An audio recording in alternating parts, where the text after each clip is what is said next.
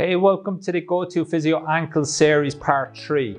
Now today's episode we're going to talk about a very often overlooked muscle that causes a lot of havoc with muscles further up the chain, and that is the Peroneus Brevis. So the Perineus Brevis is going to need to lengthen when we dorsiflex and invert the ankle joint. Now that's going to be very, very important for pre-tensioning muscles such as the hamstrings. And we often see a lot of people with hamstring injuries and knee issues later on that have had all ankle injuries and they have an inability to do this. So make sure you look at this muscle and make sure you build a rock solid treatment plan to give this person a chance to get lasting results. So with that said, let's get straight into the content in today's episode. Okay, so one of the biggest muscles that I see still carrying protective tone even after an ankle injury that's happened up to a year, or even longer, is the Peroneus Brevis. Okay, so the Peroneus Brevis is going to plantarflex evert the foot. Okay, so if there's protective tone around that tissue, usually when someone inverts, is the tissue will maybe experience some kind of lengthening, which would have caused the reaction of the Peroneus Brevis to go into protective tone potentially. So why that's going to be important is that when that Peroneus Brevis needs to lengthen, that's going to be pretty important as we heel strike, okay, when we walk and even as we're about to accept weight on the floor. So when we heel strike, the ankle is going to have some kind of dorsiflexion and some kind of inversion. Okay, so when we dorsiflex invert, the Peroneus Brevis needs to lengthen ultimately. Okay, so that's why it's worth, in my opinion, making sure that we're not carrying any protective tone here, which could potentially be affecting the ability to dorsiflex and invert. Okay, and we talked a little bit about this in the hamstring month as well. So the Peroneus Brevis is going to attach from the distal 2/3 of the fib. Okay, but where I see the problems usually around here. Okay, so as we get to that fib, just roll onto the front of the fib. Usually you'll have some tenderness here. Okay, so then we'll also have a little bit of tertius, which is going to dorsiflex and evert. So again, that's going to need to lengthen when we invert. So all these tissues here, do you have any tenderness here at all? Not massively. So some people, when they have chronic ankle issues, they can have a lot of tenderness here. So what we could do here then is we could just strip through the tissues. Okay, so we could do some hands-on treatment. And as I do that, Pete, I just want you to invert dorsiflex for me. Okay, so you're going to twist your foot in, pull your big toe towards your hip. Perfect. And then back again. So as Pete does that, I could just strip through those tissues, just bringing about a decreased perceived threat, reassuring the system it's safe, okay, or whatever other hands-on treatment techniques you use yourself. If you use massage or whatever it is that you use.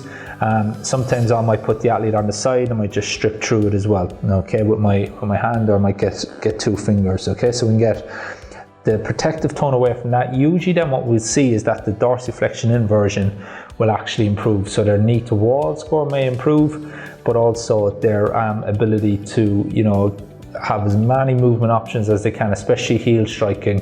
It's good, I think, to be able to invert and dorsiflex rather than having an inability to do that and then maybe loading a different part of the foot excessively as a result. Okay, so again, we're not getting too caught up on where the foot's striking the floor as it hits the floor, but what we want to do for the athletes, we want to restore as many movement options as we can. Okay, so that's one that I definitely want to check. The other one that's worth checking as well and palpating is the posterior tibia Tailor ligament. So that's usually quite sensitive with a lot of athletes that have dorsiflexion deficits or have some kind of protective tone that's restricting dorsiflexion. So what I'm going to do here is I'm just going to come behind the fibula, okay, and then obviously what we're trying to do is we're trying to get from between the fibula to the talus, okay, so the tailor-fibula ligament.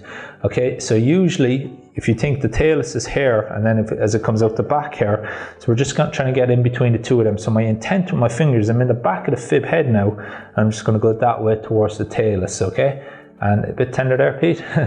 So Pete's a little bit tender there, okay, and you can do whatever hands-on techniques you use yourself, okay, but palpating that's a good indicator as well, okay, and we want to do our best to decrease the sensitivity of that tissue because that's also going to need to lengthen as the athlete dorsiflexes. And then the last one is the tibia Tailor ligament. So again, tibia, come behind that, and we're just aiming towards that talus, okay.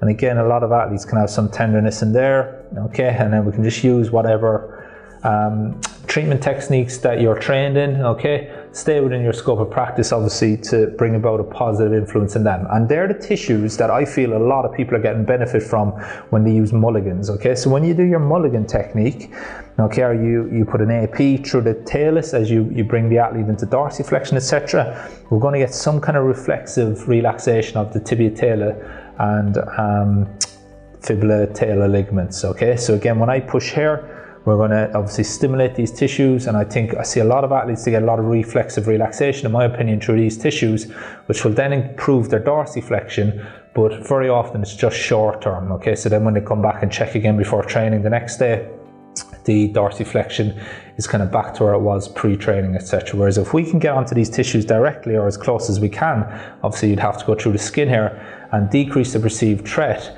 reassure the system it's safe to lengthen these tissues, then very often I'll get the dorsiflexion range back very quickly, and it'll keep it back, so they won't have to rely on using bands and stuff like that to always get their ankle range. So if the ankle range keeps going down, we have to ask ourselves why, okay? Is there some kind of loose body in the ankle joint maybe? Is there some kind of protective tone there? Okay, and again, are we just giving a reflexive relaxation of that protective tone, or are we actually identifying the true cause, so that the system is happy to allow that tissue to lengthen time and time again, rather than just giving it a short-term reflexive change, but then it tightens it and offers protective tone again, okay? So if that's from a hands-on treatment point of view, I'd focus definitely on tibia talar ligament, talar fibula ligament, and I'd also focus on Peroneus Brevis and Perineus tertius as well, decreasing the protective tone here as the athlete goes into dorsiflexion and inversion. I think it's very, very important, okay, to palpate these tissues, see if there's any sensitivity, and then do your best with your skill set to decrease that perceived threat, so that the system allows those tissues to restore dorsiflexion and inversion without any protective tone, which may alter the motor adaptations. So I hope you found that useful, and I hope it's made you look at the whole body and the importance of how all of the whole body is interlinked. If you want more information on that, head over to thegotofysio.com. I've got loads more tips and resources for you there. Now, I hope you found that useful. What we're going to do in the next part of this series is I'm going to show you a vital progression that you need to do before you get your athlete running, okay? It's a progression that's often missed, often overlooked. It's absolutely critical that you do this so that you know you've intent going through all the different directions of the ankle joint. I'll see you on the next show.